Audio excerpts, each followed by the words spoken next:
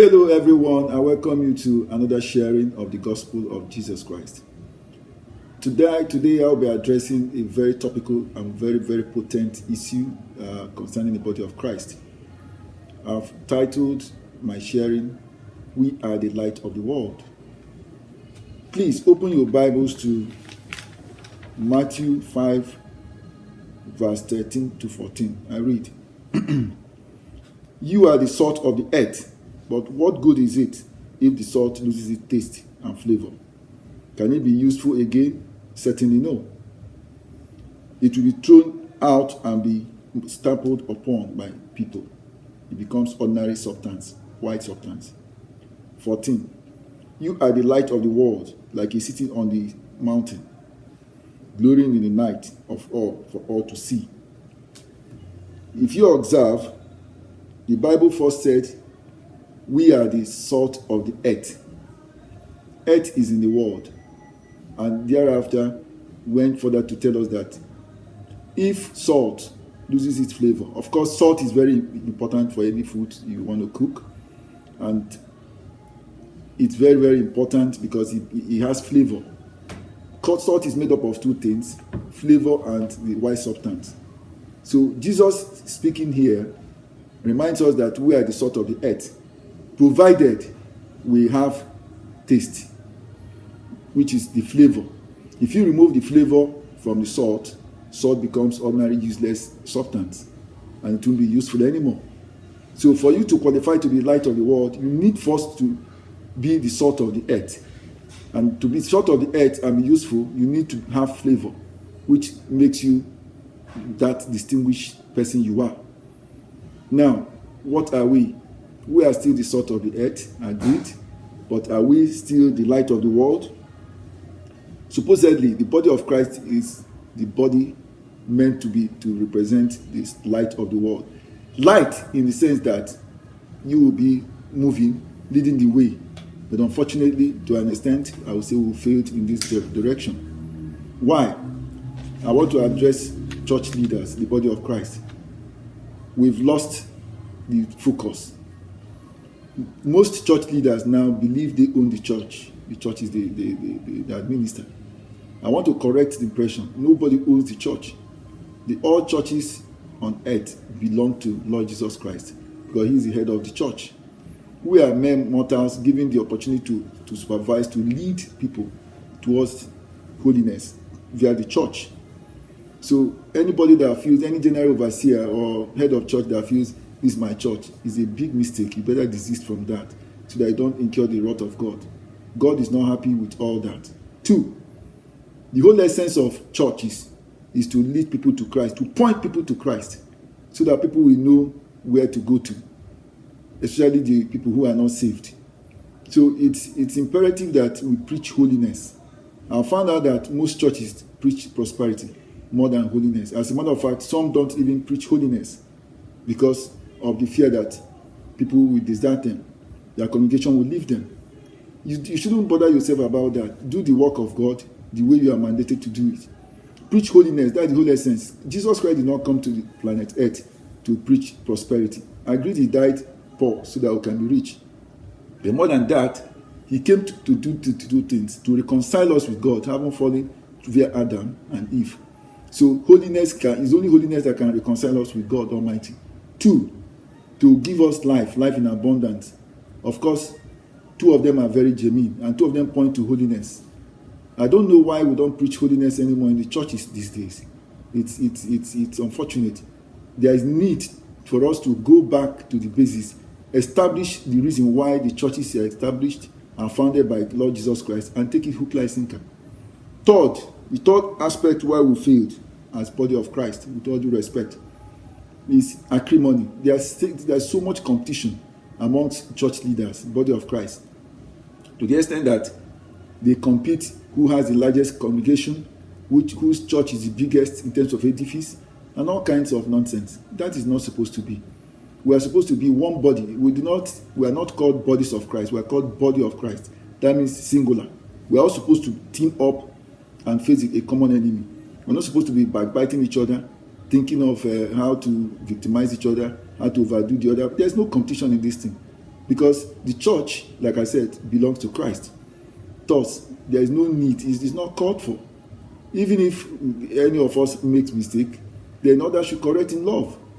If there is anything to be ironed out, we should iron out quietly, not in public. We shouldn't be washing our dirty ladies in public. We should learn to help each other, nurture each other, correct each other in love and in private.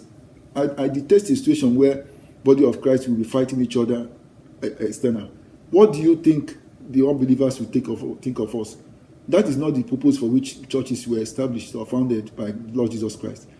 Nobody is perfect. We should nurture each other, advise each other, help one another to grow, so that we can form a common body of Christ.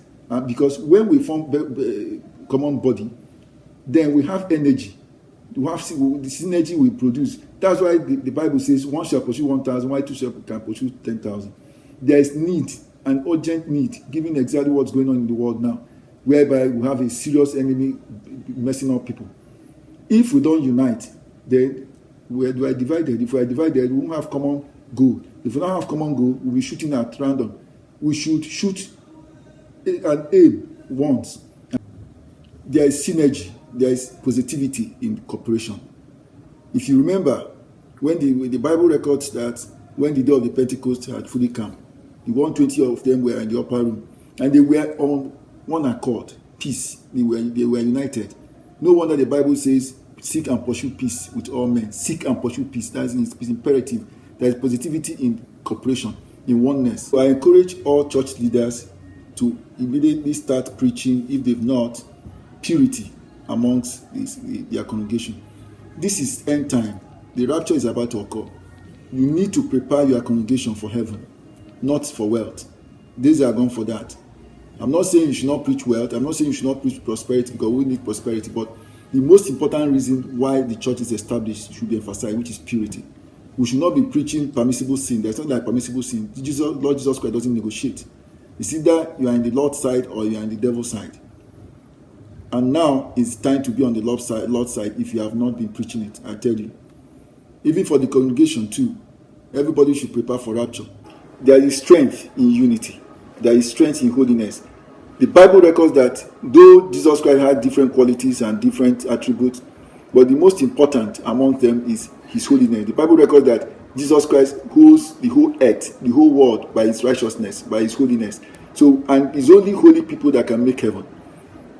Now is the time, if you've not been taking it more seriously, now is the time to jettison every evil action, everything you know that is obnoxious and contrary to the will of God, and embrace Jesus, because he's real. Rapture can occur anytime from now, given the trend of things happening on earth, the whole world, everybody sitting at home and all that. These are enough signs to tell you that the die is cast. So I advise all church leaders and congregation alike to take life more seriously, take Jesus Christ more seriously, and pursue peace with all men. Not only with all men, most importantly, pursue peace with God, because when you are at peace with God, even your enemies will be at peace with you. That is my advice. And finally, for those who have not given their lives to Christ, please, I beg of you, 1,000 years on earth is less than 1 minute in eternity. This is the time to reconsider your plight, your situation, your position with God, and embrace God. The greatest mistake anybody will make on earth is to refuse to say no to Jesus. And the best decision you can take on earth is to say yes to Jesus. It's real. I'm telling you the truth. Don't allow worldly things to mess you up. Don't allow irrelevant things to derail you. Make peace with God and be at the right standing. And this is an opportunity for you to do that now if you have not given your life to Christ. I want you to please say after me, my Father, my Lord, I come to you as a sinner. I'm sorry that for too long I've shut my door. I pray for total forgiveness. I believe in my heart and I confess with my mouth that Jesus died for me, for my sins, and rose the third day. I hereby accept you as my personal Savior, Lord, and Deliverer. Please forgive me all my sins, knowing or unknowingly. In Jesus' name I pray. Amen. If you said that prayer repeatedly after me, I want to congratulate you, because that was the best decision you've taken on earth. Your life will never be the same again. But not stop like that. Look for a Bible-believing church that preaches holiness and not prosperity alone, and stay and grow with other brethren so that you can grow and be very knowledgeable about Jesus Christ, because he is the Lord and personal Savior of all of us. Without Jesus, you are doomed. It's either you are in Christ or you are in crisis. I want to congratulate you again. Just maintain faith and tune on this channel next time. I'm Osbert Ajago. God bless you very good.